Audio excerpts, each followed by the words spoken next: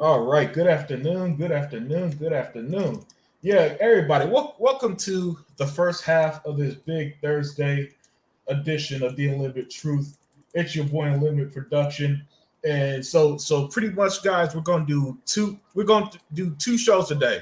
Today we're gonna have the watch party now. Then later tonight, 6 p.m. Central, 7 p.m. Eastern, we're gonna do our full podcast with the full panel. Because today is another wonderful day of for Xbox, and the best part is, guys, there's no nonsense today. It's just gonna be all good news, all great games, all passion.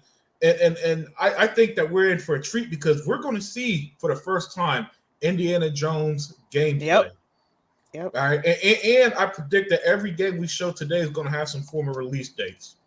So massive, massive, massive day.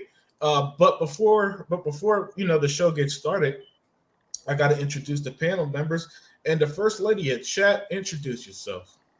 I'm Dia 4568. I'm the first lady of chat, and I really am excited for today. I hope you guys are ready.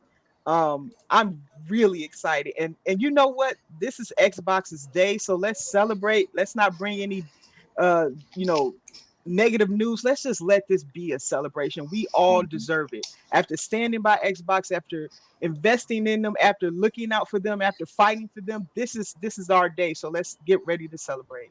Yep. And the next member to join us, he is the host of the podcast that's making a resurgence, the Lions Den podcast. And by the way, check out his pad podcast. Me and Hebot were on it on this last show. Hmm. Great Introduce show. yourself. Hey y'all, this is your boy DJ Tuckmaster. 785. I cannot stand the original pony. I cannot stand the pony killers. I mean, I cannot stand the ponies. So I am the original pony killer. Let's get this straight. I don't like them, never will like them. I deal with them every day. I'm going day at work, and that's it. Because this is going to shut they damn mouths up for good. So Yep. let's get this thing rolling. Yeah, and you know what? Let's shout out the chat because the chat. I see the chat. You guys are here already. By the way, thank you guys for joining. I know it's the afternoon. I know a lot of y'all like Jay Dizzle. Unfortunately, said he has to work. Hey, don't worry, Jay Dizzle. Join us later this afternoon where we do the podcast to recap everything, my friend. Also see Anthony Chipmunk, man. What's up, Anthony Chipmunk? Man, Yeah, this is man. crazy. Faded Blaze. I see Faded Blaze is here. Yeah, it does suck. Jay All Dizzle right. got to work, but don't worry. Jay Dizzle can always watch the replay. Shizdo Elite, the homie Shizdo Elite. All right. And Shizdo, man, shout out to Shizdo. He's a real gamer. Yeah. I'm always Just interacting know with it's him. hardcore. Yeah, I'm always interacting with him on Twitter, man. He's one of those guys. He loves games, and he even likes games that I personally don't enjoy. And I love that about him, man. So Shizdo, never change that about you. Coco Fiend 93. Woohoo! Yeah, man. He said? Let's go. Yeah, the Coco Fiend. No, we about to have a great freaking show, man. Two Man. Yeah. Two Man. Two Man was hitting me up. He was like, "Man, you doing a show? You doing a show?" We wouldn't leave you out too, man. You know that. Yeah, man. Who else? Garcia, man. What's up, Garcia? Garcia. That with that awesome Mario avatar. Yeah, I like Shout that. out to Yeah. you all. Yeah, man, that's an awesome one. We also got a Tur, man. A Tur, man. I'll be seeing you around too. You'll see. I'll be back after the show. I need to be immersed alone with no commentary. Hey, I respect that, man, because we are going to give our thoughts, and we're going to have a full panel later today because, again, this is what gaming is all about, guys. Exactly. Coming together, having excitement, having a blast. I mean, the chat is already on fire, and we're still like 5 minutes away from showtime. You can't ask for a day like this anything better. And it's really it is a shame that Xbox are only one of the big three who does this for their fan base. That's right. That's right. It's Well, to the you know point, what? guys. Yeah, go ahead. You know what? I'm gonna say no, it's not because those other two can't do shit. Straight up, Yeah, they can't do nothing. So yeah, I'm glad to see that what Microsoft is doing. They doing the spotlight all by themselves. yeah, man. So I mean, look, with all the studios they got, how could they not? Hell, I'm in the camp at this point, y'all. Xbox could do a showcase every month if they wanted to. Let's be They real. could. They could, yeah, man. Yeah. They could, but you know what? Just like last year, guys, they're starting off the year with a bang. We're going to see some great stuff, some great gameplay. Mm-hmm. I think every game's going to have a release date. We're in for a treat today. Yeah, I actually No. think they're going to have a release date too. Yeah. People keep complaining about Hellblade's release date. I'm like, they saved that for their own show. Why Yeah, give exactly. that to Keely? You know? Exactly, Daya. You know. So yeah, it's for us. You know, and I know that people wants to try to trap Phil in his words and call him a liar, but he did say that they got so much content, they got to do more showcase. And again, for the second year in a row, we're kicking off January with a great showcase. Exactly. You couldn't ask for anything better than this. So may I ask a quick question? What game out of the list here that you guys are really looking forward to?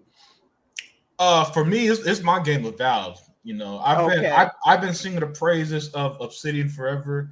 You know, I've been telling y'all guys, these are developers who's never missed on the RPGs, and and the Valve's going to finally be that hit that's going to really put them on the map because a lot of people love Fallout New Vegas, for example. Yeah, they do. They talk about that all the time. Yeah, but it's kind of seen as an extension of Bethesda, not really their own thing.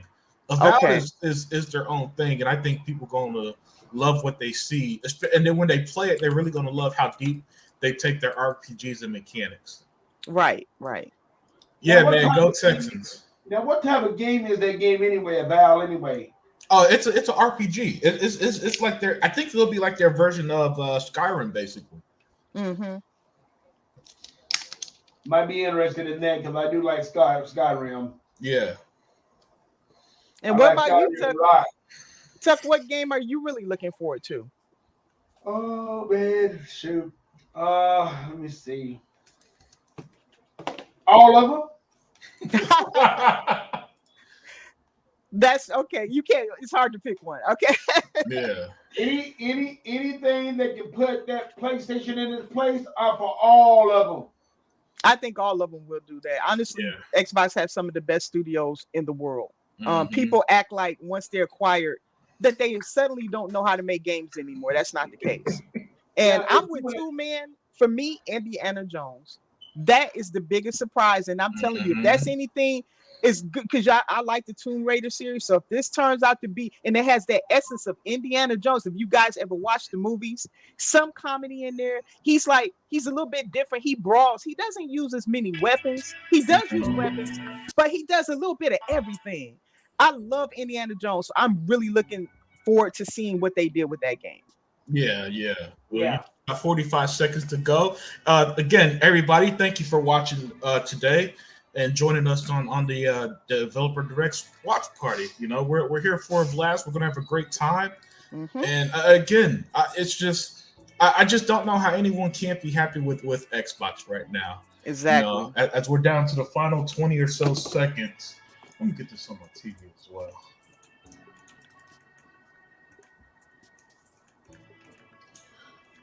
Oh yeah, that's right. Just know how we get to use the whip. That's a big deal. Oh, I hope that it's creative and that you use it as a tool, but also as a weapon. I think it will be. Yeah. All right, showtime. Okay, let's get ready, guys.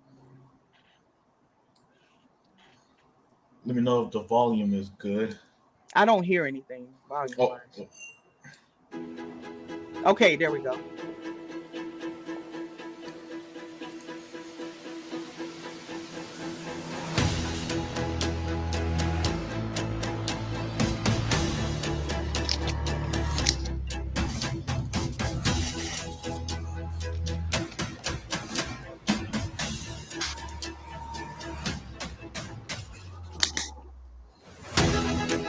Oh, 4 studios, okay.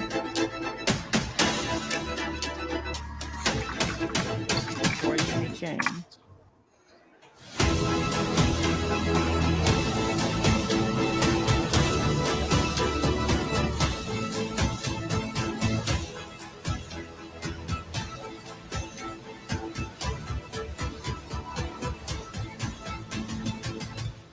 Now you got some nerves in there. They was playing D&D.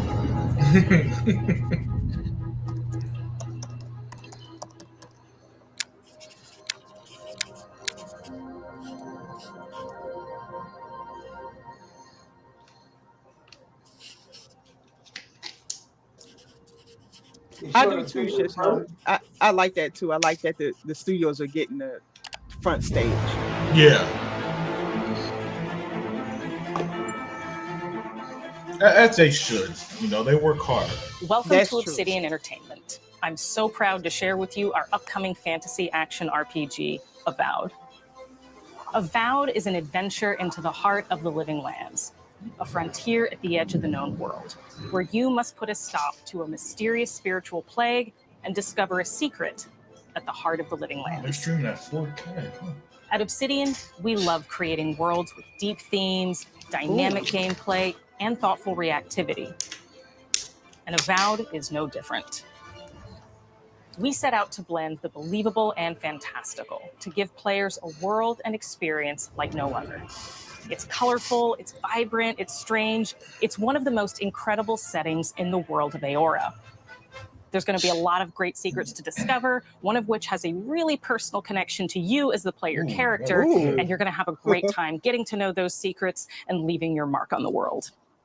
And when it comes to encounters, our combat brings the best of the moment-to-moment fun that comes with action-oriented gameplay and the depth and breadth of choice that you get with an RPG.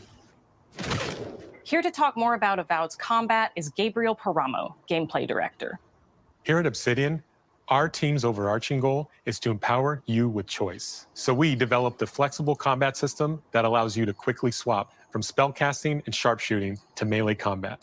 We want to give you the freedom to mix and match your loadout to fit the way you want to play from moment to moment, uninterrupted. For all battles, you can combine a variety of weapons, attacks, and abilities for tactical advantages against a wide range of enemy types. It's not just hacking and slashing. You're making real-time decisions about when to use your abilities, powerful melee attacks, blocks, parries, and special attacks. Oh, If you choose to approach combat with a one-handed wand, it feels quick and snappy when dealing damage to enemies at mid-range. Using the By the way, tank ability, everybody, you can stop enemies in their watch tracks, this in giving you the 4K. opportunity Trust to me, it focus looks on weaker or tougher amazing. combatants in an intentional and controlled manner. It's important to pay Oh. attention to the types of enemies you're dealing with. Some units are extremely defensive, some are brutishly difficult, and others you must make sure you prioritize or their healing capabilities will put you in a tough spot. To help with the different encounters you will face, we provide customizable loadouts that can be quickly switched during combat. That means you can play however you want. Equip a sword and shield and charge into battle. Dual-wield pistols and control the encounter mid-range. Or even Okay. dual-wield wands to feel like a gunslinging mage. You could use you your couldn't even enchanted do that wand in to freeze Hogwarts enemies Legacy. and then Oh, use your wow. offhand weapon's power attack to shatter them. We've worked hard to keep you constantly engaged as battles unfold by creating a balance between pressure and manageability during combat. Players will have ample choices for how to build and progress their envoy in the world of the Living Lands as they get to know the game and the story and explore the many diverse regions. Some quests in Avowed will have you make difficult decisions with profound consequences, like this side quest you may encounter in Shatterscarp, the third region you'll explore on your journey through the Living Lands. As you're exploring, you come across the bodies of these fallen soldiers. Yeah, and sure, as though. you This is explore probably the gonna be my remains of game the of the battle, year. I'd it's be up to you stunned to if something determine tops who, this if for me, anyone, man. is at fault. Just the four of us. Manu, Kiri, ooh, Naoki, it looks so pretty. and me. Training under Captain Ruki. Mhm. Trying to keep Thirdborn safe. In other words, you're a gang of vigilantes. Not that I'm one to judge. Here. Take my badge. Take everyone's. Our families deserve to know we fought and died for them. Making the right choice isn't always what it seems. We embrace moral nuance and gray areas, trusting players to make tough decisions in complicated situations. My squad and I rested in the cave by the water last night, and as we were sleeping, we were ambushed by those miserable Zorips. I was so surprised, and Hey, what's up, E-Rock? it was so dark. I just got separated from everyone else. Look, I can't face those monsters alone, but I have to know if anyone else made it out. Of course he did. Sergeant Asui never has a thought he won't say out loud. So what did he tell you? That Captain Ruiki was sick? That I was paranoid? That I was a dumb baby? I heard it all often and loudly. Wait, if you found Sergeant Asui, why is he not here with you? What happened? At the end of the quest, you have Good a voice choice. acting. When you confront Mhm. Private Naoki, if you believe the story he's told you, you can hand over the badges and let him go back home. You're right. Real Oh, battle he isn't could be something you lying can to prepare you. for, is it? It's not my fault. No, they should have never have camped in the cave. I'll take the badges. I'm going back to Third Born. But if you confront him, if you believe that he fled the site of the battle as an act of cowardice, then he might challenge you to a fight to reclaim his honor. Either way, when you return to town, you'll see the consequences of your actions and the choices you made during this quest. Creating an immersive experience like Avowed is anchored in the world we build. Art director Matt Hansen and the team have worked to create a unique, colorful, and dynamic visual style. From the outset, we knew that we wanted Avowed setting to feel rich, weird, and wonderful.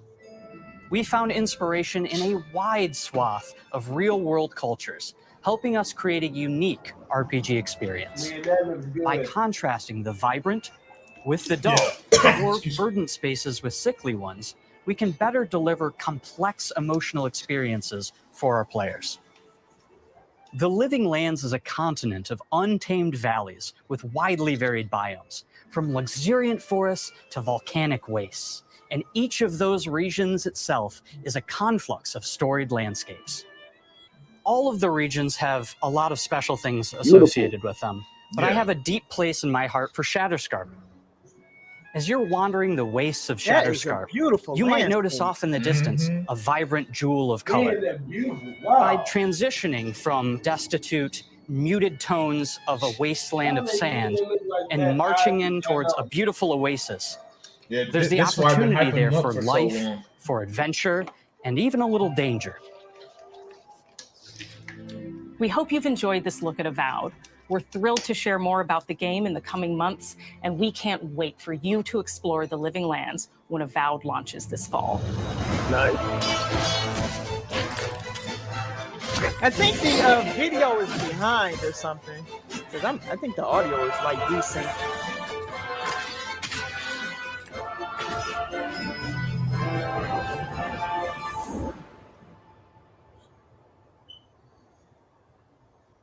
Nice.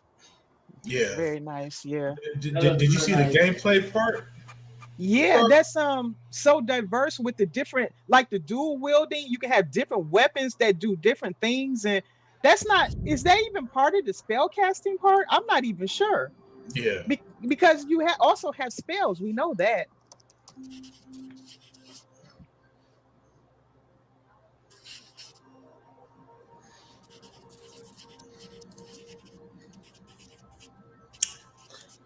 Yeah, I love it already, man. I cannot wait till fall. It feels like Skyrim to me. I'm not gonna lie. That's a Yeah, compliment. well, that's what they said. That was pretty much their version of Skyrim.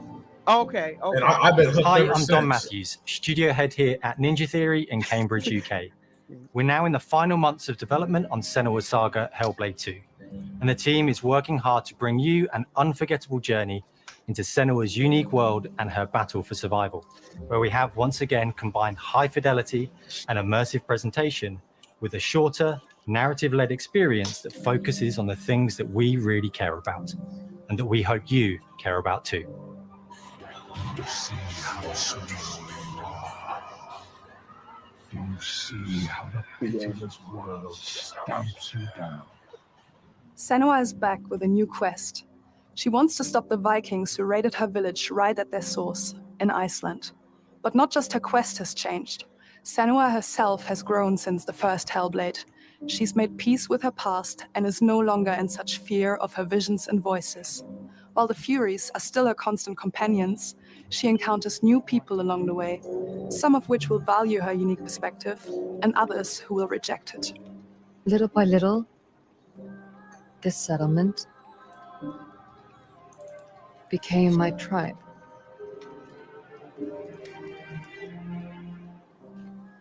In the game, Senua arrives in 10th century Iceland on the trail of the Vikings who have been enslaving her people. In the story, we're trying to be as faithful to history as we can up to a point, establishing a solid framework and then building more surreal elements on top. Senua will face up to giants who have plunged the land into chaos and which in turn has seen the rise of the Droiga, a violent threat that has swept through the settlements that she'll discover. Senua will make new enemies and also new allies who will come to see her unique perspective as a beacon of hope. And she'll discover, along with us, how this viewpoint can have its advantages. That looks great. It does.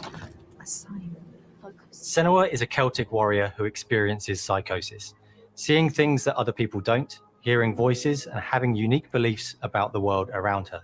To bring Senua's perspective of the world to life in a truthful way, we have once again worked closely with Professor Paul Fletcher at the University of Cambridge, as well as people with lived experience of psychosis. What does that mean? It's terrifying. Players will find themselves traversing beautiful and hostile environments, Stop it, seeking Zeke. answers from patterns and signs that Senua sees in her own unique damn well way, ain't coming and to battling play. through encounters with enemies that will push Senua to her limits. That's something else, man. Xbox don't deserve good games.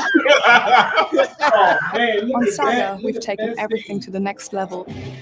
With a new motion capture space, You know, a bigger Twitter stage team, Twitter a gonna be stunt on crew, and a fire new in about cast. 40, We 35 spend a lot minutes. of time planning the motion capture shoots, thinking of what events would be good to bring into this fight. Like, how can we make this fight feel different from the previous fight? They like copy them. We have all new combat for the sequel. One of our key goals was the ability to actually tell a story throughout it. It does feel very different from the first game, but it's very brutal and you're very invested in it. I'm here for the Senua brutality. isn't a Yeah, superhero. brutal. She's fighting for survival, and we want the player to feel her struggle in every step of her journey. We want the player to always feel like they just scraped through, just survived it. Mel knows Senua better than anyone, better than I do. Her instincts are amazing, and she really doesn't need much help from me. On stage, our main Tool, focus man. is They're gonna watch it storytelling. exclusively So on I get to YouTube watch the on actors and see PlayStation. all the That's the beautiful only way they're gonna expressions on their experience faces. these games. And then I have to wait a little while, and then I get to see that all again in game, in costume, on location, everything. It's a great experience, a great process. Every discipline in the studio is unified in achieving a deep level of immersion to help suspend your disbelief and pull you into Senua's story. We were lucky enough to do a few reference gathering trips in Iceland. You have to be there. The sense thought that of was a game. scale, I'm like, everything damn. is incredible. And you see a scene or you see a small section of the game and you're like, yeah, that works. That's amazing. Senua experiences reality differently, and a part of this manifests in the voices she hears. She will collapse. She will collapse. These voices come to life through binaural audio, which provides a good representation of this type of auditory hallucinations. As we focus in immersion, binaural audio is perfect for this because through headphones, you surround yourself in a three-dimensional space. In the first game, we only applied to the voices that Senua listens in her head. In this game, through a spatial audio technology and some extra little things within the game, there is music that is binaural. Every single sound has the potential to be binaural, so everything is spatialized around you, and it's a very beautiful experience. Yeah, because the audio in the first game was insane. If y'all remember. Yeah. And they taking it up Music to a new is a level. strange language in the sense that it speaks to our emotions fast and deep. It's not only about quality, it's about personality. So when you listen to Hellblade, you know it's Hellblade. On the music, we are working with Heilung, which for me is a personal privilege because I really admire them. We feel their craft, their depth, their meaning in the music. It really connects with our game and That was a elevates it good to song, too, I something thought. really special.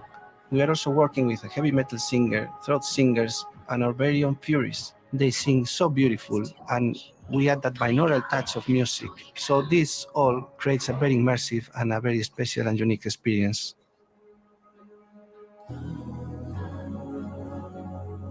Our mission here at Ninja Theory is to craft life-changing art with game-changing tech.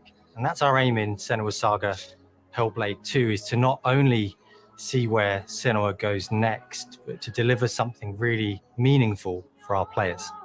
My hope is that they will really connect to Senua as a character, and even if they can't really relate to what she's going through, maybe they know someone that relates to that character and they can then understand that person better. Yes, they Well, did their I thing don't want to with the sound production. cheesy, but in a way, I'm Senua, right? She exists and doesn't. It exists through all of our work, through every ninja.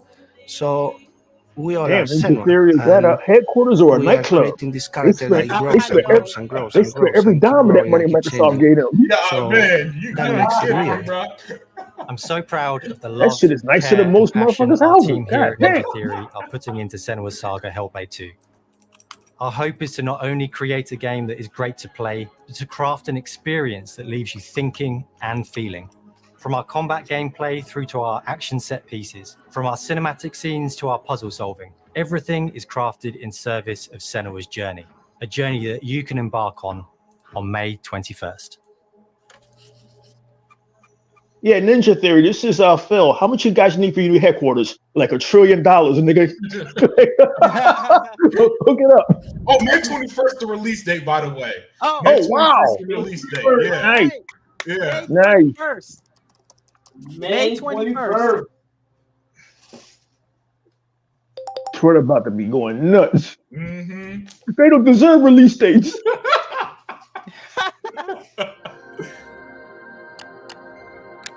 Uh-oh, we got a What is it? Square Enix. Huh? What? What the heck is that? What? Okay. They trying to turn they trying to turn a profit over in Japan? What's going on? That's not like them at all. That's a good one. Greetings, Xbox players. My name is Masaru Oyamada, producer for the Mana series here at Square Enix. 聖剣伝説ビジョンズ・オブ・マナの情報を Xbox ユーザーの皆さんにいち早くお伝えできる機会をいただけて大変光栄です。コンソールゲームとしては約17年ぶりとなる聖剣伝説シリーズの完全新作。聖剣伝説シリーズは1991年にファイナルファンタジー外伝として誕生して以降、マナと聖剣をめぐって描かれる愛をテーマに、個性豊かなキャラクターたち、心に響く楽曲の数々、武器の特性を生かして戦うアクション RPG として、これまでに17作発売され、長らく愛されてきました。I like a lot of different type of 本作 RPGs は though. 30年以上の歴史あるシリーズの最新作となるため、これまで培われてきた聖剣伝説としての世界をしっかり感じられるものを目指して鋭意制作中です。フィールドでは自然や精霊とのつながりを感じられる色彩豊かな聖剣伝説の世界を体験してもらえると思います。シリーズおなじみのモンスターたちも本作に登場しています。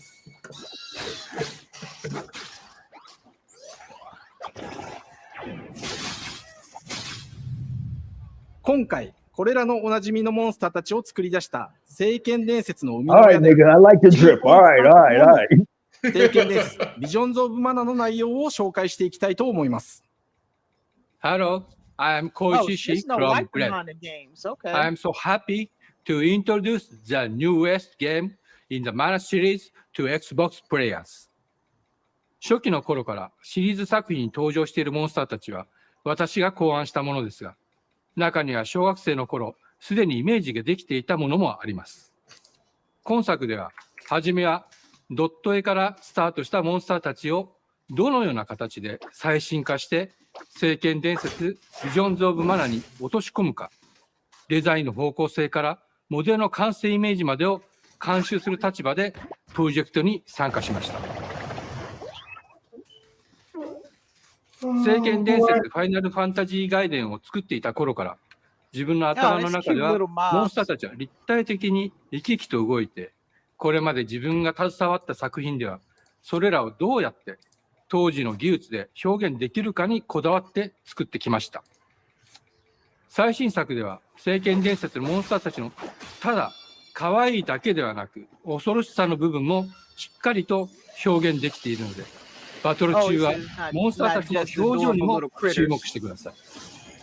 これまで聖剣伝説シリーズには空を旅する、海を渡る手助けをしてくれる頼もしい仲間たちがいましたが、今作には広大なフィールド探検に欠かせない新たな仲間が登場します。陸上を猛スピードで駆け回ってくれる I ピッ like ク the ル。 way the world ピ looks. ックルも石井さんが新たに考案してくださっています。 ride on Oh, that's cool.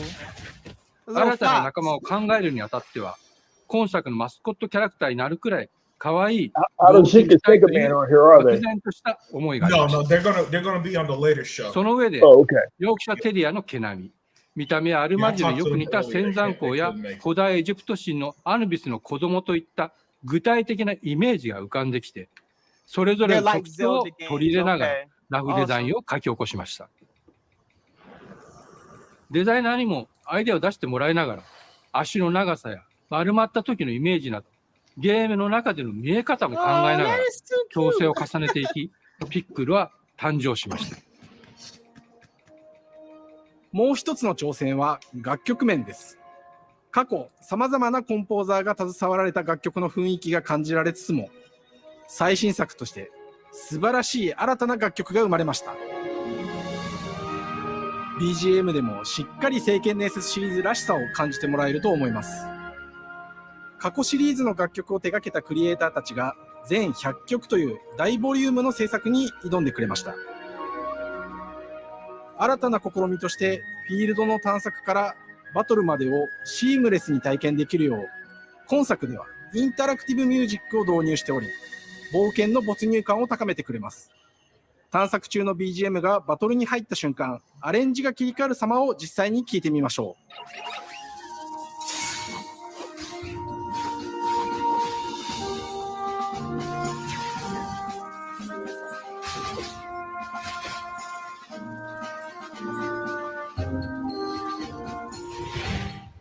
今作はアクション RPG 聖剣伝説のアクション部 So 分が that, 強化さ that れていま character's す。 mixing magic with battles. 空中でのアクションがバトルの鍵となっており、武器での攻撃だけでなく、魔法での攻撃も可能になっています。I agree, Kishno. そして本作ならではの特徴とし I think て、 it's a good alternative 聖 to 剣伝 Zelda 説 too. シリーズではおなじみの精霊たちがいますが、その力を宿した武器を使うとバトルを手助けしてくれるようになります。精霊によっては様々な特性の違いがありますので、その効果とともに聖剣伝説の世界らしい不思議な力で爽快なバトルを楽しんでいただけます。オリジナルモンスターやピックルにも注目してほしいのですが、聖剣伝説ビジョンズ・オブ・マナは聖剣伝説らしさを感じてもらえる作品になるよう、小山田君を中心にチームのみんなが頑張って作ってくれていますので、ぜひ発売日を楽しみに待っていてください。私自身もプレイするのを楽しみにしています。聖剣伝説シリーズとして初めて Xbox ユーザーの皆さんにお届けする本作、聖剣伝説ビジョンズ・オブ・マナは今後も様々な情報をお届けしていきますので、ぜひご期待ください。この夏、この忘れられない冒険を Xbox ユーザーの皆さんに楽しんでいただける日が今から待ちきれません。That was a surprise. I didn't know that game was coming out at all. I did not know. That's summer. Okay. That's a good summer game, I think. Mm-hmm.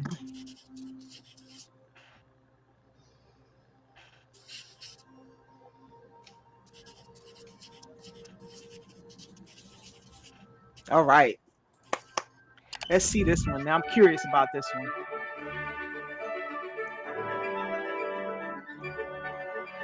Hello, and welcome to Oxide Games. We founded the studio in 2013 with our decades of personal experience building some of the most beloved strategy games of all time, like Civilization V. We came together to create something new and innovative in a genre we all love. Our History Untold is the game we've dreamt That's a of big making. franchise, Civilization. Ara is an homage to Yeah. historical gamers, strategy gamers, 4X gamers. It features all the depth and gameplay fans of this genre love, where you'll explore the world, expand your nation, govern your people, They're not a and engage first-party with your studio. rivals on the international stage. But it isn't just more of the same. With Ara, we wanted to challenge some of the preconceived notions about the genre, push it forward in a modern, empowering, and truly compelling and approachable way.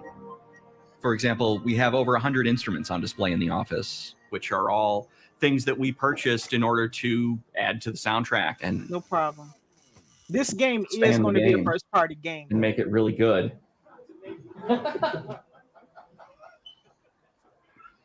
Hi, Dan. No, he walked That's Dan. We started in his basement. It's just been an walked amazing in on process him. to see from concept to completion. We started small, building a robust game engine, questioning our design assumptions, and prototyping out features, rediscovering what made us fall in love with strategy games in the first place. The end result is Ara, the historical grand strategy game that presents a living world where you can rule how you want to rule and chart your own path to becoming the most prestigious nation on the planet. For Ara, we knew we needed deep systems with outcomes that encourage exploration and give players the power to experiment and make meaningful strategic choices while still having agency over their playstyle. We also wanted to explore more in different parts of history and give players from around the world the chance to see the game reflect their unique perspective and not just ours. And finally, we knew that for players to feel the impact of their decisions, they would need to see their choices reflected in the game world itself, not just through numbers on a menu. One of the first differences you'll see when you dive into Ara is what we call the living world. It's a procedurally generated alternate Earth, bursting with life, an intuitive, authentic, and immersive space, a blank canvas for players to paint the society of their dreams. The living world isn't just a map. It reflects the choices players make over the course of the game. They can see everything from the settling of the wilderness to cultural Yeah, they're influence on pretty popular on architecture over PC. time to the thousands of citizens living their lives and reacting to the changes. We want players to feel like they're truly occupying the world, leading their people as they thrive and grow. Core to the vision of Ara is our philosophy of rule how you want to rule. And no feature better exemplifies this than the prestige system. To win a game of Ara, players will compete with their rivals to build the most influential, impressive, and important nation the world has ever known. This is measured by prestige, the player's score that proves their worth as a leader. The prestige system gives players the chance to decide what kind of leader they want to be. Do they want to pursue great works of arts and culture? Military might? Scientific advancement? The choice is theirs. In Ara, there are no set victory conditions. And their world Players get to reflects decide that. what is most important to them and focus and prioritize on those goals while still being able to win the game. Personally, when I play Ara, I like to build triumphs. Triumphs are our collection of incredible monuments and architectural achievements from throughout human history, like the Great Pyramid of Giza. Yes, They're hard to this build, is coming to but worth console. it, giving huge prestige bonuses and game-changing abilities to the nation that constructs them. Another aspect of Ara that I'm personally excited about is our crafting system. The crafting system offers a unique challenge to the player that they generally won't see often in the 4X genre. Succeeding at balancing, gathering the right things, turning them into the tools that you need, and then finally getting to the outcome or reward of something like an important improvement or triumph just changes the challenge that exists in Ara compared to other 4X games. Crafting plays out in Ara at a national scale, with players honing and combining the natural resources they harvest into all manner of goods and components. Those are the foundation for everything, from international trade to improving their cities and citizens' lives, and even manufacturing the weapons necessary to draft military units. The crafting system in Ara encourages thoughtful, advanced planning. It rewards players who can see the strategic outcome of all their collective decisions, and not just the individual ones. I'm proud of the work that's gone into our simultaneous turn system. Many strategy games have players alternate taking turns and reacting to their opponent's moves. In Ara, all players' actions are resolved at the same time. This rewards players' ability to navigate uncertainty, to predict and strategically plan for a variety of scenarios in the moment. This system makes Ara just feel more real. In a typical strategy game, once your turn is finished, you have to wait for a long time. With simultaneous turns, generally speaking, those times are very low. You get to keep playing the game and stay engaged rather than having those periods of downtime where you're not doing anything. It's not easy sifting through all of history and picking what to include. For Ara, we wanted to offer a fresh perspective, so we looked at cultures and societies throughout the millennia with the broadest lens possible. Where this approach really shines is in our leaders. Leaders are so often seen as military personnel or prominent government figures, but leaders come in so many different forms. They're thought leaders, scientific and cultural prodigies, and many more. Each leader in Aura has a number of special abilities determined by their personality traits, as well as a powerful and unique leader trait informed by their contributions to world history. With a diverse global roster, we know players will find leaders that they will want to play, and even a few that may surprise them with how fun it is when those leaders are handed the reins of power. Wow, this For is a dense us at game. Oxide, player feedback is the only way to really understand what you're making. It gives us that priceless perspective from the people we're making Aura for, you. Building the game alongside real players has given us that critical player feedback. In the end, we believe this makes for a deeper connection between the players and the game. One of my favorite examples is when we first introduced the concept of dangerous wildlife to the game. Yeah, you saved the Turns best for out, last. in our just first now. iteration, it was maybe a little bit too aggressive or disruptive. We knew we should probably make a change when one of our insiders made a forum post that was just, Cougars, cougars, Cougars, I hate cougars! someone get these feline demons away from me. I'm happy to report, based on more recent feedback, that I think we ended up in a good place with the overall threat level of mountain lions to a player's citizenry. It's been years of hard work to bring you a strategy experience like no other. And we're so excited that we can finally see the finish line. We can't wait for players to get their hands on the game later this year. But the launch of Aura is only the beginning. We are going to maintain our insider program after the release date and continue to listen to players and support the game into the future. On behalf of Into the everyone at future, Oxide huh? Games, thank you for joining us today. We can't wait for you to play Aura and to Wonder if create your that's own a history. potential Xbox purchase. Never know.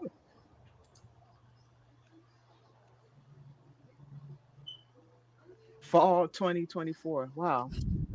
Another diverse roster of games. Exactly. Yes. Coco PC thing. people will love that. Well, here we go. Hey, what's up, Jose? Thank you for joining. Welcome, Jose. Indiana Jones, baby. All right. Hej och välkommen till Uppsala, Sverige, här hos Machine Games. We are really excited to finally be able to share our work on Indiana Jones. Since the first film came out, Indiana Jones has always represented the ultimate adventure. Even today, it's one of the most iconic franchises in pop culture. In this game, you aren't just playing as Indy, you are Indiana Jones. You will see through his eyes and experience a journey that we hope lives up to the proud legacy of Indiana Jones. When Todd Howard first told us about his vision for the game, we knew we would be a very good fit to help bring it to life. Directly on it? I've wanted to make an Indiana Jones game forever. I'd had this idea for what it would be like and the story, what Indy was going after, what period of his life it was in, what kind of arc he was going to have. And as the years went on, I thought, who would be like the best studio in the world to make this? And it was my friends. He gave more thought to that shit than Lucasfilm did. Yeah. And being a little bit nervous because look, it's that last movie. I wouldn't watch that if you helped me at gunpoint. I know. It's crazy what through happened. the whole project, and they have just been so trusting and supportive of everything that we want to do with the game. It's been a long time. I've been a fan of this my whole life, and I couldn't be more excited to show you what the team here has been up to. Let's take our first look at the new Indiana Jones game. All right, let's go. Let me tell you what you are missing, Dr. Jones. While you are playing your pointless game, Oh my God. Oh man. you're wondering if maybe you should have built yourself a life of meaning instead of ending up here, dead and forgotten in the sands of Africa. I just like him. That look just like Harrison Ford, man. It better. I'm just saying. It looks damn good. Damn. History. Just different ways to interpret the past. Man, that sounds just like him. Thousands of years of humanity's thoughts and beliefs, scattered and buried. Just waiting. Hey, there, Marcus Brody. There he is. You can't just run away from your problems, Indiana. Watch me.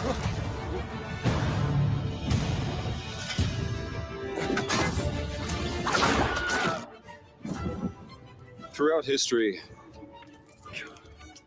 mankind has built sites Okay, I of like how you're using the great whip. spiritual significance. If you were to draw a line through these ancient sites around the globe, you get a perfectly aligned circle.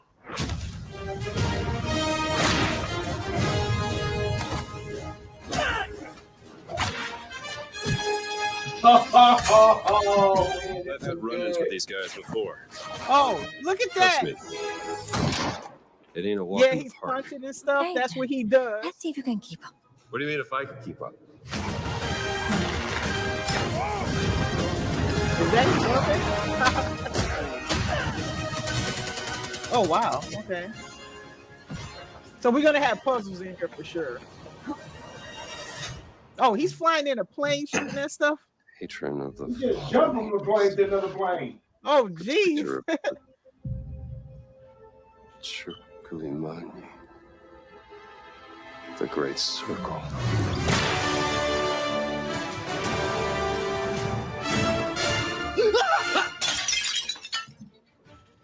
You have any idea how old that was? Yeah, let's go. Yeah, he is an iconic character. He should have meant a whole lot to fucking Disney and Lucasfilm, but what's done is done. Hopefully Todd Howard and the studio can fucking bring some prestige back to that legendary character. Yes. Fans of The the movies character and the can live character on for beyond years. the games. He's a the brilliant movies, I'm sorry. archaeologist. He's a charismatic everyman. He's passionate and determined. And for us, he's synonymous with adventure. Now we have the opportunity to tell a new Indiana Jones story for a modern gaming audience. Our game is all about putting you in Indy's shoes, letting you see and feel what he sees and feels. For us at Machine Games, we do that best through first person. It's the ideal perspective to bring you into the rich, exciting, and interactive world we've built. We believe that being up close and personal to the adventure is key, making each action feel like your own. Whether it's cracking your whip, solving puzzles in ancient temples, or seeing your knuckles go bloody in a fistfight, all of these moments are much more intense in first person. But we still want you to have those moments. Seeing his iconic silhouette with the hat and the whip, and so for things like cutscenes and environmental traversal, we pull the camera back for a third-person view. Okay. Oh my. Indiana Jones and the Great Circle is set between Raiders of the Lost Ark and The Last Crusade. When our game begins, Indiana is working at Marshall College. He wakes up in the middle of the night to the sounds of a break-in and rushes to confront the thief in the college museum. The mysterious giant of a man makes off with what seems to be a historically insignificant artifact, sparking Indiana's curiosity. Who the hell are you? Following the trail, Indiana heads to the Vatican, hoping to learn why this particular relic was stolen, and discovers that things aren't what they appear. Yeah. He starts pulling at the strings of a mystery, and it all unravels until he has What did you no say, choice Kenya? but to see it through to the end, Yes, whatever the end may be. Oh man. Yeah. On next Good plane to act. Rome. Stop. Need help. Oh my Stop. goodness. Good. Meet me in Yeah. Vatican. Stop. Indy. We always talk about how clever Indiana Jones is. That had to be one of our guiding principles when we were thinking about the type of game we were making. It wouldn't be Indy if he wasn't using his wits to get through the situation. The most authentic Indiana Jones experience we can make is the one that makes you think first. Sure, there will be some obstacles that will be more easily overcome with the revolver or a gun taken from a disarmed guard. But I think most of the time you'll have more fun and, to be honest, a more genuine indie experience by finding more clever ways to solve a problem. We always want to be offering more solutions, whether it's trying a different path through the environment to get around enemies, observing enemy patrols and using them to your advantage, or using the tools at your disposal, like the whip. It's an amazing global adventure with action propelling you through your journey. We have these really diverse environments for you to explore. Indy's journey will take him to the forgotten temples of Sukhothai, the pyramids of Egypt, the snow-peaked Himalayas, and beyond. Oh, he's We going look all over the carefully place. at each location and the time period the game is set in, and we're trying to make it as authentic and accurate as possible. We love creating rich, vibrant worlds, and in this game, we also had the goal of making it feel like a true cinematic Indiana Jones adventure. One of the biggest ways to do that is with the music. John Williams is the original composer for the Indy films, and we're really lucky to have found Gordy Hub, a composer who's been able to capture Williams' essence with his score for The Great Circle. Awesome. Yeah, I thought that sounded very close. That's awesome. We also take a very movie-like approach to things like cinematics. We're very physical with our production style. We use a lot of stunt actors. Things like this help us bridge the gap between making a game and making a movie. And of course, our characters do a lot to help bring the world to life as well. Next to Indy, Gina is our other main protagonist. Where Indy is pursuing answers just for the sake of curiosity, Gina has a personal stake in getting to the bottom of the core mystery. Gina is an investigative reporter who has a lot riding on this I adventure. bet you she's the love interest. She's been tracking a lead for some time, and now she's found an ally in this determined American professor. Their paths are intertwined, and they'll need each other in order to get to the bottom of this mystery. Okay, then. Let's see if we can keep up. Fine. What do you mean if I can keep up? We always love our villains and think we might have found our favorite one yet in Emmerich Voss. He's this intensely psychological man. He's obsessed with the human mind and manipulating it. He's highly intelligent and the perfect foil for Indy. They're both brilliant big people, baddie. compelled by their passions and obsessions, but driven down wildly different roads. He creeps up on you and gets under your skin like he gets under Indy's skin. It's captivating. Dead and forgotten in the sense of Africa. One of our mottos for Indiana Jones and the Great Circle is adventure first. But in every indie adventure, there are always those moments where he finds himself in the action. That's been one of those balancing acts for us, and we've ended up with this sort of hybrid experience that mixes melee combat, stealth, and gunplay. How you approach any given situation is up to you. You may choose to sneak around an enemy patrol, or maybe you'll just pick up a shovel and whack them on the back of their head. And when you can't use your wits, you got Indy's most iconic tool. Just like you see in the movies, one of our goals has been to make the whip as fun and multi-purposed as possible. We want it integrated into every aspect of the game. You can use it as a traversal tool to make your way around the environment. You can use it as a distraction. And yes, you can absolutely use it in combat. Everything you'd expect from Indy's whip. And hopefully a little bit more. Puzzles are a key feature in our game. The spirit of discovery is so important to Indiana Jones. Obviously, there are a handful of puzzles on the main path, but a lot of the puzzles are optional and are just there for the players who want to experience them. Oh, okay. Epic traps, small secrets, and hidden puzzles that blend right in with their surroundings. One thing I love about our game is the level of interactivity that we have. We have this world of mystery where anything could potentially hide a secret. The more you look, the more you'll discover.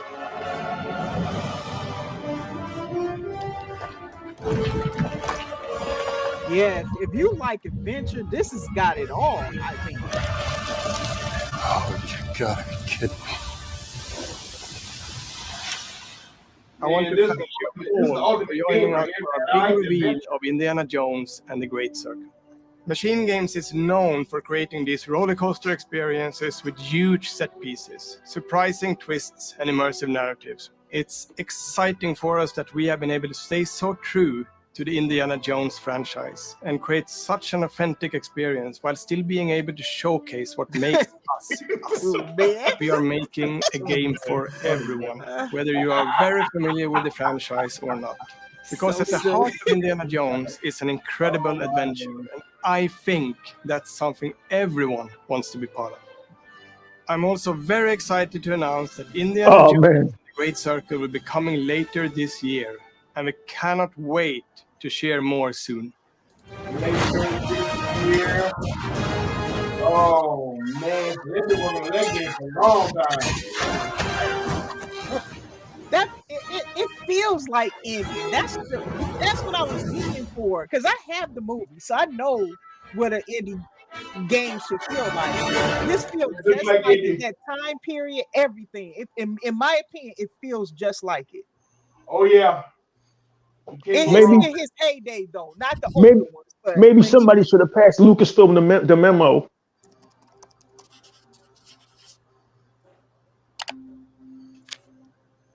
Like, if you like that Nazi era kind of, that's around that time for him. That's when he was at his peak.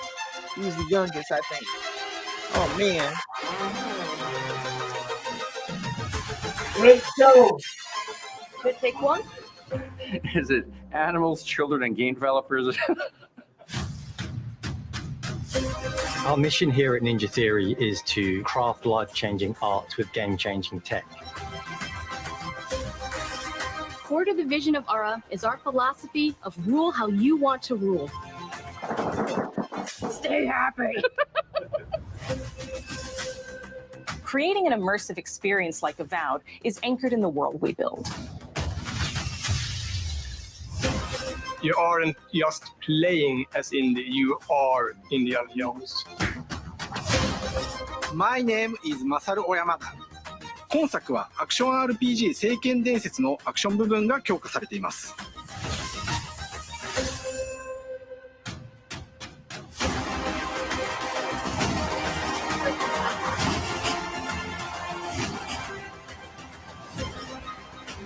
Well, the new narrative for the complainers is, can Xbox do something other than first party? If you want that, go to PlayStation. That's my answer.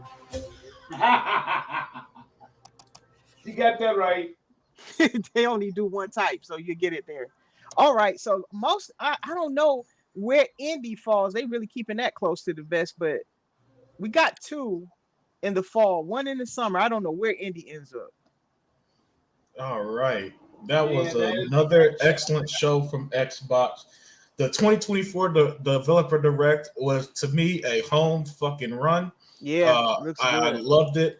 I loved almost everything about it. And that art game's not for me. Here's the thing.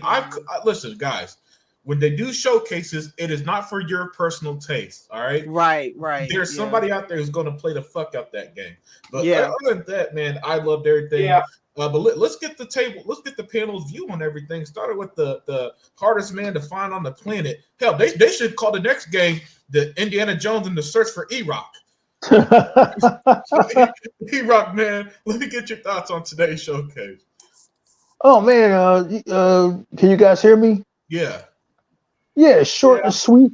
Yep. Short and sweet, not overloaded with too much stuff, which I'm sure somebody's going to complain about. They didn't show enough stuff. They stuck to about 4 or 5 games they wanted to show, and they kept it diverse for the people that are into those strategy games. That's what R was for. And like Dia said, there's some people out there who's gonna play the hell out of that game. Everything ain't got to be for you. That's right. For the people who are into Japanese RPGs, they showed that Mana. It's nothing that I'll gravitate to, but somebody will. Of course, Avowed looks beautiful. I love RPGs. I love The Witcher. I love Skyrim. I loved Starfield. I'm an RPG person, so I mean that's going to suck up hours of your life. And of course, Indiana Jones. They look like they understand what the character is, and so I'm excited for that. There hasn't been an Indiana Jones game since I don't know when, probably in the early 2000s. So they look like they understand the character a lot more than Lucasfilm did, and a lot more than Kathleen Kennedy did. They understood the character. Indiana Jones, he belongs in a certain time period. The 1930s to, I think the cutoff was 1957. And you can work within that time frame. It didn't make any sense for Indiana Jones to have still been in action in 1969. It didn't make any, but I'm not going to talk about that movie.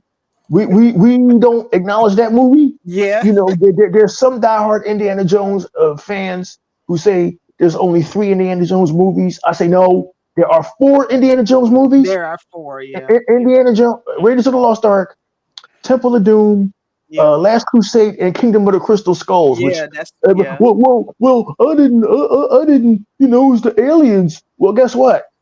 It's 2023 now, and the United States Air Force admitted, yeah, we've been seeing UFOs for decades. So it turns out the 4th movie makes more sense than the other 3. So anyway, you know, when you these guys, they understood the character. Indiana Jones is, you know, like his son Mutt said in part 4. You're a teacher? Part-time. Indiana Jones doesn't go out seeking adventures. He's an archaeologist who, if you watch his movies, is thrown into extraordinary situations. Right? Yeah. Like he doesn't even believe in the Ark of the Covenant when he's looking for it, but he becomes a true believer. You know, he doesn't believe in the cup of Christ when he's looking for it, but he becomes a true believer, and he doesn't believe in saucer men from Mars, but he becomes a true believer. So in this movie, you know, in this game, it looks like they get the general idea of who and what Indiana Jones is. They nailed the time period. I mean, as a guy who's always tired of seeing Nazis, okay, I have no problem with them taking Indiana Jones back to the 1930s again. Right. I have no problem with that. It was probably easier for them to work with within their wheelhouse. Me personally, I would have probably did the Russians or the Chinese, but it's not my game. You know, they wanted to go with the Nazis. So look, I'm excited for it. I love Indiana Jones. There's people in the world on this panel and people listening and people watching who have a reverence for the character, like Lucasfilm did. And it looks like this developer got it. They understood it. So, I mean, I'm excited about that. That and Avowed. And again, this is just some of the games coming out this year. Yeah, this is so. I mean, right. Again, man, I'm happy with Xbox, and this was a good show. I didn't need to be overwhelmed with 20 games because you know sometimes you can overwhelm a show with too much. This was just enough, and I'm glad I got to see Avowed. Avowed looked way better than I thought it would. I feel justified. Yeah, the lighting, everything, and you know, Unlimited Production. He was hyping this as soon as he saw it years ago. Mm-hmm. So I mean, this Indiana Jones, let's go. I'm ready for it, guys. Yeah, excellent stuff, E-Rock. Absolutely excellent. Before I move on to the panel, I see more in the chat. Shane G, Unchained Assassin, what's up, man? He my brother from the UK. You know, he over across the pond watching it. It's got to be like 9 p.m. over there, man. Yeah. Yeah. Zinc, what's up, Zinc? Radiance 96. Man, the chat, you guys, as always, are just absolutely spectacular. But Tuck, you there? Yeah, I'm here. Yeah, Tuck. All right, man. Let me get your initial thoughts your first thoughts right after the show ended, man. Well, I play like this. One thing for sure, I'm definitely gonna get Hellblade. Hellblade, that was okay. That was just phenomenal how yes. that game. The girl looked so real. I mean, that was the actors, right? That was in because they did a good job with her. And the Indiana Jones, oh man, it's like a childhood dream back over again. I mean, you know, I mean that's what game I used to play when I was a younger man. I used to love Indiana Jones and all that stuff. And then Ori, the era, the type of game that's what game I'm trying to like the Citizens games. Man, those games right there, man, if it has an online play, which I know it is, I would spend hours and hours and hours on that game. Citizens of the last Citizens game that was real good. Mm-hmm. They made it where you know they made it just like this where you could build your own town up, and build your own city up, and then at the end of the day when you balance, buddy, you could turn and take a nuke and bomb the whole doggone planet. I mean, it was like, I'm not really sure if they're gonna go to that drastic extreme, but man, dude, that game is phenomenal. And it ain't nothing I can say about Evolve. I mean, Evolve is gonna be so doggone good, and I'm thinking about buying it too. I wasn't gonna buy it at first because RPGs usually not my thing, but after you seeing this game and how beautiful it is, yeah, you can't help but support them. I mean, so all them games is gonna be buys. It's not. I mean, they become to. I know they could become to the Game Pass, but all 4 of them will be buys, especially Indiana Jones. Right. The Indiana Jones and the Hellblade is definitely buys. So, hey, I already got my money on the system already. So I'm just waiting for them to come out. So, and then, but like you said, they're gonna have other shows besides this. What's how many other shows they're gonna have? But all I gotta say is kudos for Microsoft for doing what they're doing, and these ponies, they're gonna want them games, but they ain't gonna get them. That's all it is to it. They might as well buy Xbox or get the Game Pass on their PC and deal with it. So man, Tuck, you gonna be fine. Your coworker's gonna be at work begging, man. You gonna be like, hey, what's up, man? You need $1 for lunch? Nah, man, I need an Xbox. They gonna be begging hard now. I ain't worried about them clowns, man. Those are clowns, man. I mean, they just don't want to deal with the reality. And I tell them, I said, deal with the reality. Yo, if you're a PlayStation fan, how could you deal with reality after a show like this? I know. Your lineup this year is a game called Helldivers. Helldivers. Yeah, exactly. Yeah. By the way, that's coming out in February. Nobody knows. Actually, yo, shout out to Dank Fiend. Sorry to cut you off, Tuck. Let me just say this, and Tuck, you can finish. Dank Fiend, you're right. Phil emptied the clip because everybody forgot that. You know what's coming out tomorrow, right? No, y'all don't. The Last of Us 2 remastered. Oh, give me a break. But nobody gives a shit because of Xbox. Oh my gosh, I didn't even remember that. Another remaster. Yeah, that's messed up. Meanwhile, we get all this for free. Well, not for free, but on Game Pass day one. Yeah. Continue, Tuck. We lost him. Yeah. No, I'm back. I was just talking to my wife. No, fellas, but let me tell you right now. But when everything is settled and all that stuff, I'm not even worried about them guys. Those guys can turn around and just, deal with whatever's going on. But I tell you right now, it did a hell of a show. They did just like what I wanted to do. They did a hell of a show. Ain't nothing you complain about that game. And they say Hellblade 2 gonna be $50 digital only. Did somebody say that? Oh, was that just okay? Not just somebody giving a on the chat. So, but as far as I'm concerned, they did a hell of a job. You can't complain about it. Let the Sonys, they gonna complain about anything and everything anyway. So let them complain all they want to. They ain't getting them, and thank God they're not getting them either. So they can hang that crap about third-party games coming to their system because it's not. And I mean, not on the Xbox side anyway. And you by that way, the game that you just mentioned up, what's the name that the game comes out next month, February, for the PlayStation? Oh, Helldivers. Now let's get this straight. Now they ain't gonna play that game since they find out that it's gonna be day and date on the PC. It's gonna be day and date on the PC, so the people who's gonna have to get it from the PS5 is gonna have to buy it. And I want to know how that's gonna go. So I'll let that be that.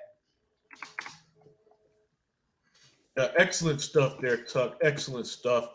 And last but not least, the First Lady of Chat, Daya4568. Let me get your thoughts on today's Xbox Developer Direct 2024 showcase. Okay, I know we're going to talk about more things more in depth later, so I'm just going to point out the things that really impressed me quickly about these games. Aura is actually a very deep game for RTX. I think that for those people who really like those type of games, that is really good. I think they Xbox managed to get a great team to do this. And keep this in mind, guys. The reason why they put it on the developer direct is not just for PC. It will be coming to console. They had to push the PC version out first, but it's coming to console too. So what you saw is going to be on your platform. So that's great. I'm really, really interested in Aria and seeing how that's going to hold up against the other RTXs. It's pretty big. So I was really impressed at how well and in depth that one is. As for Avowed, it looked beautiful, and I'm telling you, it makes me feel like Skyrim. That's all I kept getting off of that game, and that's nothing but compliments for that game. Visions of Mana, is a complete surprise to me. I had no idea. I was expecting Towerborn, a game that I'm still looking forward to.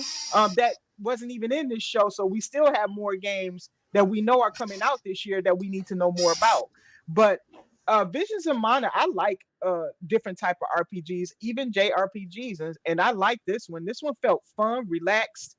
I like the world, so I'm really looking forward to this game too. It's a great summer game, and I'm looking forward to it. And I'm glad to see that Phil is really holding Square Enix to it to bring games to their customer base. So I think he's done with them. I really think it's gotten to that point. So I'm glad to see this game, and I think that I can see a greater effort so far. So far, so good from Square Enix bringing a game straight to us. I guess, I'm kind of surprised this was in the developer direct, but I guess we'll find out more about the game later. Like if it's going to drop in Game Pass or something, who knows? We don't know. As for Senua's Saga Hellblade 2, what can I say? This is the game that the ponies are salivating for. I think this is the one they want. I have no words to describe the visuals of this game. It's unbelievable. It's mind-blowing. And this is going to be an experience. I don't think it's going to be gameplay. It's going to be an experience. I have a feeling with this game. So very much looking forward to Hellblade 2. I own Hellblade 1, so I am looking forward to Hellblade 2. Indiana Jones, now this is where my heart lies. I have all of the Indiana Jones movies with exception to this new one. I got the first 4. And this felt like an Indiana Jones game. It felt like the right period of time when he's in his prime. Everything felt right. I love the different uses of the whip, and I want to see a little bit more of his gunplay. He does use guns at times. He just doesn't use them as often. He does fight. He uses his whip. He uses his brains to get out of stuff too. And that's what I like about the game is that it feels smart. Like what they said, you can go off and do different puzzles and stuff. So I have to feel that the game is going to let you give you multiple ways to attack something, and I'm really looking forward to Indiana Jones. I think already that this game has set itself apart from what's that game, Uncharted, and what's the other one, Uncharted and Tomb Raider. Thank you. Yeah, I think it's already set itself apart. It had a different feel, and I hope everybody else agrees with that. But to me, if it had a different feeling from those two games, it's not copying. It's doing what it knows indie should. Yeah, that's good. Yeah, dear, that's very good. Yeah, I can see my approach would have been totally wrong, and I would have just made it like a third-person adventure in the vein of Lara Croft or Uncharted. But like. He's the originator, and no offense to Laura, they're the copiers. So the game needs to feel different. So I agree with you on that. Different, exactly. Yeah. So that game impressed me the most because I know how hard of a task that is. So I know I went a little long. I just wanted to get that out there. That's something we'll talk about more at the show later. But that was the one that impressed me the most because that was the most difficult game they had to tackle. So I'll leave it there. Excellently put there, Daya. Excellently put. And for me personally, it's confirmed. Hellblade 2 is $50, and it's going to be digital only. But it's going to be on Game Pass as well. So there you go, man. Xbox saving us. By the way, Ninja Theory what's your budget with that fucking game? Because every time you showed it off, you guys were in Iceland, and all this shit. You know, the mocap, that game is not. I know that game's expensive, and I know it's way more expensive than Hellblade 1. So to sell it for $50, man, you guys got something going on there, man. That'll be a whole topic of discussion in the Twitterverse with Dreamcast guy. See, it's only $50. The game must not be good. Yeah. Like we're gonna believe the guy who said that he'll gladly pay $70 for the Last of Us remake last year. Oh God, man, yeah, but for me, just to be quick, man, because we are gonna come back later. And by the way, for those of y'all who joined today, thank you. And for the panel, you know, if y'all busy later, y'all don't have to join the second show. It's the only way I'll get Zinc, Sega Man, and Hebot and them to join as well. But but man, I loved it. You know, I loved it. Listen, if there's one thing I've been saying forever, while the rest of the gaming world tells y'all that game is terrible, gaming is dying, what's wrong with this and that, I've been here telling y'all that gaming is great. And days like today's just continue to prove me right. I mean, Hellblade looks spectacular. Indiana Jones looks like the Indiana Jones game of your childhood, basically. Hell, I'm even interested in Vision of Mana, you know, and E-Rock man with the joke of the day about the Japanese fucking want to make money, but it's just funny. Last year. Yeah, last year it started out. You know what? It's funny. Last year, a Square Enix game was released right before last year's developer Direct, and it got killed by Xbox. 1 year later, Square Enix got a game on the Xbox own show. I don't tell you everything. I don't know. Right. That's a good point. I never considered that. That's a good point. Yeah. And then for me, the game that Avowed has been my most anticipated Xbox game in general. And let's be real, y'all. Xbox has, in some capacity, showed at least 40 games since 2020, and that's why we remember we haven't seen updates for games like Perfect Dark and State of Decay 3 and all that stuff for years, right?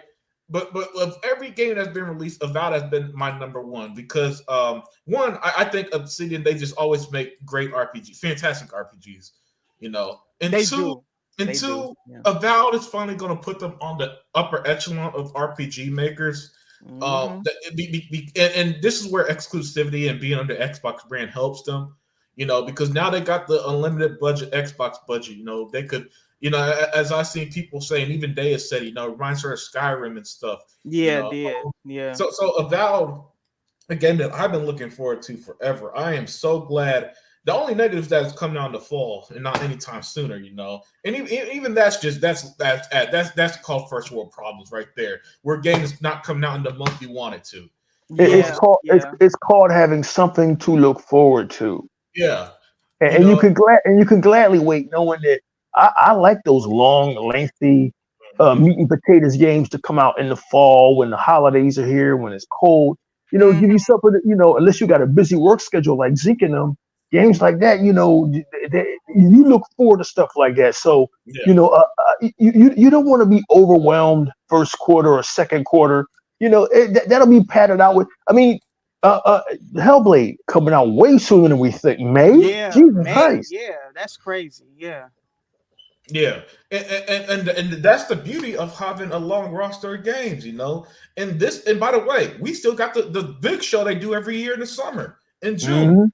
You know, so man, I am just I love. Where's Towerborn? I was hoping to see that, so I'm still looking for. Oh, exactly, and we know that's coming this year. You know, so that just shows you, Dea, how much. You know what? Matter of fact, let me say this. I think it was Dank Fiend who said Phil unloaded the clip. No, he didn't.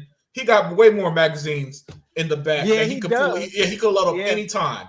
Yeah, because there are so many Xbox games right now. We're forgetting more games than that are actually out. You do realize that with Xbox now. You know, this is why the gaming world started the narrative this year of Xbox going third party. Xbox putting their games on PC and not PC, PlayStation and Switch because they want your games, guys. They watch this game with the same excitement and anticipation as us. The difference is they can't tell their audience that they love it. Yes, they have to lie about it. That's So tomorrow when they don't buy The Last of Us 2 remastered, they're gonna pretend that game is better. And listen, it's predictable. Man, this is better than any game Xbox ever released. You know that shit is coming tomorrow with that bullshit game release, and it's gonna be invisible. It's gonna be nothing because as right after that, they're gonna do what we're doing, talking about Xbox, because that's how great Xbox is. And I'm so glad Xbox started the year like this, man. Where we're getting closer and closer to all these great games, like Indiana Jones being shown last year and debuting this year. Hell, games are never shown that it released that damn fast. You know what I'm saying? Yeah, that's true. Yeah, that's true. So I mean, Xbox is just, oh my goodness. And then the Indiana Jones gameplay looks spectacular. By the way, everybody, if you got a 4K TV, I beg you, please watch this in 4K. Like I was doing during the show. So I'm gonna rewatch it on my OLED. Because if you think this stuff look good, just and thank you for watching with us, of course. Yes, but I'm telling you guys, after today's show, please rewatch it in 4K. You are going to have a whole new appreciation for how amazing these games look. The scenery and stuff of Valve is going to be even more mind blowing. The way Indy looks is going to just be unimaginable, and So at the end of the day, guys, once again, this is why I'll never, and I'm going to beat this dead horse. I'll never understand how any Xbox fan could ever be upset with this product. My brain just does not process how we get a show like this. These amazing, all games look different and varied. We got an RPG, a Hellblade, like a hack and slash style gameplay, a JRPG, like a civilization game for Era, and an adventure game in indie. 5 very different games. Variety. I love it. I love it. Yes. Anybody just sitting right now complaining about the quantity and quality on Xbox is the equivalent of a person who gets free food stamps every year for all their life and complaining their refrigerator is full. I don't understand. But you want to be over there on the side where they're getting a remaster again. Hey, do you? I would be bitching right now if I was a PlayStation fan. Yes. I would have been bitching years ago. But hey, man, each one do themselves, man. We over here, like Sega Man always says, we eating good over here. That's right. Stalker 2 is in September 5th. That's Thank right. you, Snooki. E-Rock brought that to my attention. I think it was last night. Stalker. So that's another game we're getting this year. My goodness. That's right. So you got Stalker 2, Microsoft Flight Sim 2024, Towerborn that we know of. Mm-hmm. Right? That they didn't even show. But go ahead. Phil Spencer and their marketing team and Aaron Greenberg had the unenviable task, like a Hollywood studio, of having to decide now, we got the games, we got the studios, when do we release them? Because we don't want them all getting in the way of each other. That's a beautiful problem to have versus 2017 when 2 games dropped out of your schedule and you're forced to rely on just 1 or 2 games. We are in a beautiful situation over here at Xbox. But hey, me personally, I'm done. I'm glad I'm out of this because I don't have to engage with the community anymore because the community are basically idiots. I am now E-Rock X, the artist formerly known as E-Rock X, is now the end user, which means I don't have to talk to anybody but my friends here on this podcast, and I just get to enjoy gaming without tuning into these stupid fucking videos about why didn't Xbox show this? Why's Hellblade coming out way later in May and all this stupid shit like. Y'all just find shit now to hate on. And if you hate gaming, maybe it's because of the shit y'all been playing. These fucking remasters and these fucking sequels. And I'm glad you brought that up, E-Rock, about what's been playing because it came out today that games like Call of Duty, Minecraft, Madden. Oh, we forgot Call of Duty. Pretty much the same games that are always the most played are so dominant that like these middle of the pack games can't get an audience because motherfuckers are playing the same 5 fucking games all year basically. And then they come and bitch, man, what's wrong with gaming? How about you play something other than fucking Call of Duty or Fortnite for one? You get caught in the pack of getting told that you have to play because Dustin Legary and IGN told you that you have to play the Resident Evil 4 remake, or that you have to play fucking whatever other nonsense comes out. So you miss a game like Ravenlock, or so you miss a game like Hi-Fi Rush. That's your fault. That's your fault. Well, you gotta play. No offense, man. I got a buddy that I used to rock with on Instagram. He been hyping up fucking Tekken 8 like he works for Namco, and I don't had a heart to tell him, dog. Namco hasn't made a good game since 2003. Like so it's like if you play the same shit over and over again, and you're disgusted with gaming, that's a you problem. Because like Unlimited Production today, I was happy as hell last year, man. I was too. We had diversity again. Yeah. Unlimited Production just said it perfectly. If you're busy playing these mainstream games, you're going to miss something like Hi-Fi Rush or something like Ravenlock. And I had so much joy playing Ravenlock because it was sweet and it reminded me of what it was like to be a young gamer again. It's your fault if you pissed with gaming because you played the Resident Evil 4 remake. Whose fault is that? I could have told you not to buy that shit. Whose fault is that? It's not our fault. You did tell him not to buy it. Yeah. It's not our fault. Shit. What's your problem with Resident Evil? I bought all of them when they were on sale a few years ago, and it's all unlimited. Help me, guys. It's the same fucking game over and over again, and I challenge anybody to prove me wrong. It's the same shit over and over again. It never tries anything new. It never does anything new. And this is why you guys, and I know he wants to wrap this up, but this is why you gamers are stuck in this rut saying that gaming is terrible. No, gaming is not terrible. Your choices are terrible. You should have played Hi-Fi Rush, and you would have felt what it was like to be a gamer again. You should have played Dorgon, this little sweet little indie that wasn't for everybody, but it was like, yo, this is cute. This is I feel young again.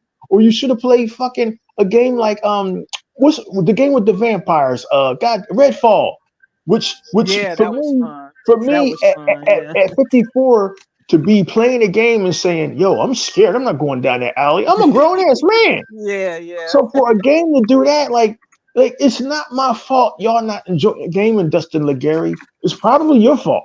But I'm done on my soapbox. Oh man, I mean, see, stuff like that is why I always love when E-Rock's able to join us. But yeah, guys, we're going to wrap up the first show again at 6 p.m. Central, 7 p.m. Eastern. We're going to do a follow-up show with the full panel, and we're going to talk. We're going to go even deeper into today's showcase. A wonderful time for gaming, and you guys enjoy the little break, and we'll be back. But other than that, we are out of here. Peace out.